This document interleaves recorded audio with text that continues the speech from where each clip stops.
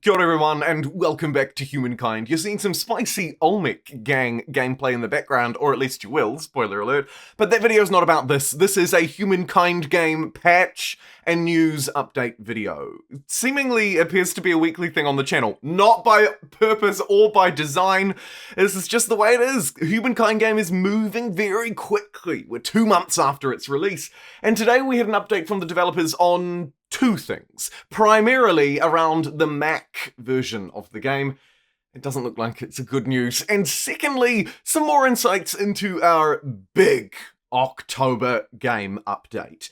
First and foremost, I do want to talk about the Mac version. You might be thinking, well, I don't play Mac, or I'm not interested in the Mac version, but I think there are some key tells in this. I don't want to delve too deep and get too conspiracy theorist on it, so instead, I'm going to give you the facts, and then we'll maybe talk about it a little bit later in the video. So basically, last week, in their update where we learned that Humankind would be receiving a game update on October 28th, the developers and the team behind Humankind talked a little bit about the Mac version and M1 support, that support for those newer chips on Mac. Today they released some more detail. Quote, unfortunately as we worked on this version, that's the Mac version, we ran into various performance and stability issues. Many of these problems were difficult to consistently reproduce in our testing environment, slowing down the development and testing fixes, so much that we had to delay the Mac version. We know that, right? Moving on, quote, the M1 compatible version, however, will unfortunately take significantly longer, end quote.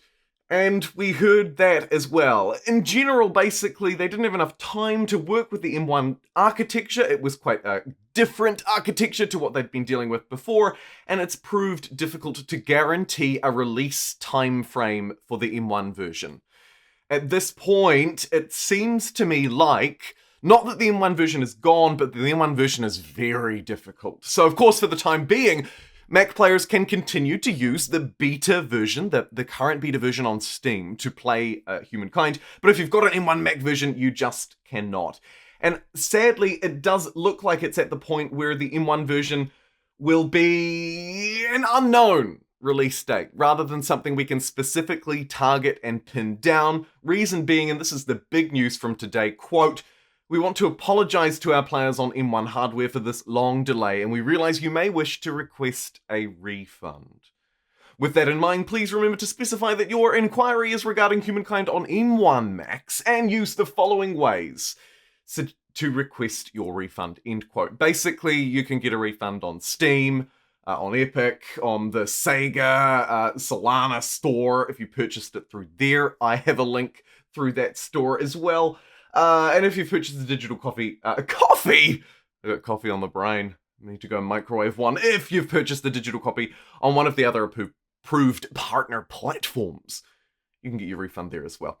In a nutshell, if you have an M1 Mac, one of the newer Macs, it looks like the best option for you would be to request a refund and then pick up Humankind game again later down the line if you're still interested in it on M1 Max. That is my advice to you, and it seems like the advice of the Amplitude team as well, if I read a little bit between the lines.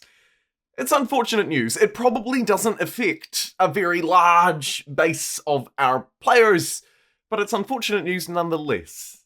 Hopefully we can see this fixed in future updates, but it feels to me the sort of subliminal messaging here is it's going to be a hot minute team because this is a hot mess. The M1 version is difficult. We haven't had time to work with this architecture.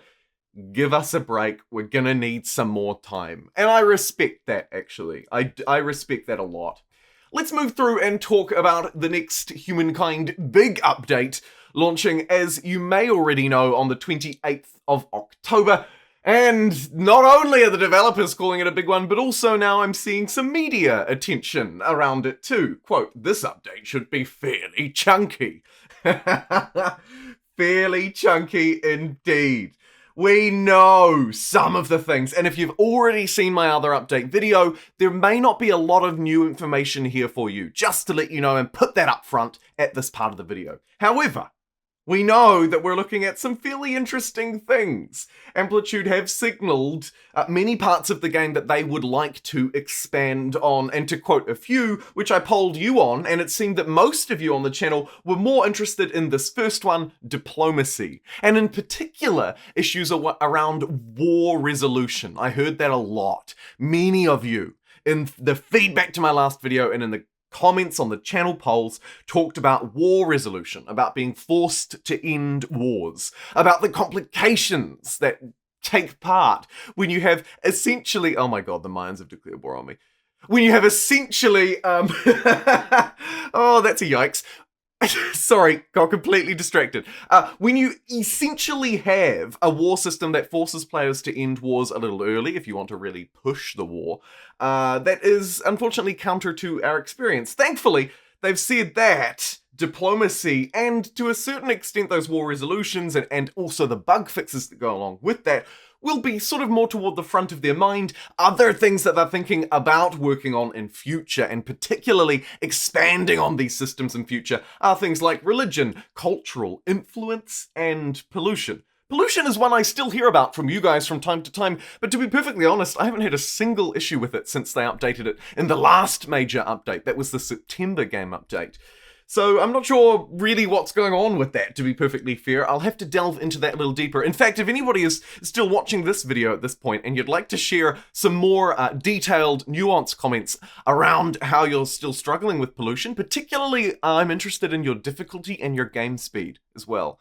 I usually play on a Humankind difficulty around normal speed and have no issues, so I'm wondering if that's a me thing or if it's hitting a certain player base or a certain game speed. I'm keen to delve into that a little bit more, so please do, if you have some experience on that, let me know. Anyway, back to the big, chunky October update. We know that those systems that I've already mentioned will require some substantial, quote, substantial changes, unquote. So we may not see all of those crammed into the October version, but what we will see, I predict anyway, is a considerable change to the game's pace. Here's some quotes. Quote, "This patch will improve your options when creating your game with new settings for resource abundance." I'm so looking forward to that.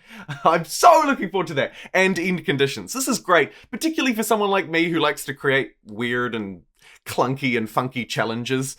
I like those game settings a lot. Really keen to see Amplitude work on some more of those. Another quote, it also aims to, quote, "address the rapid increase in the game's pace in the mid to late game, discussed by the community," we've talked about that a lot, as well as some of the most discussed concerns about balance between cultures, end quote. Some of the most discussed concerns. I think we can read into that a little bit too, perhaps between the lines here at the end of this video, and think maybe cultures like, dare I say, the Egyptians may have a balance gun targeted squarely at them for this patch update. Maybe also some of the late game cultures as well, right? Even though we don't get a lot of time to play with them, if the developers are tweaking that pacing around the late game, surely they'll also be looking at those cultures which we're likely to spend more time in. Maybe the Turks see some balancing or some adjustments, maybe adjusting their affinity to better align with what you get out of them. I'm not sure. Either way, that will conclude this video. I'll be hot on the patch update when it comes out, and until then, I'll see you then. Take care, and bye-bye, everybody.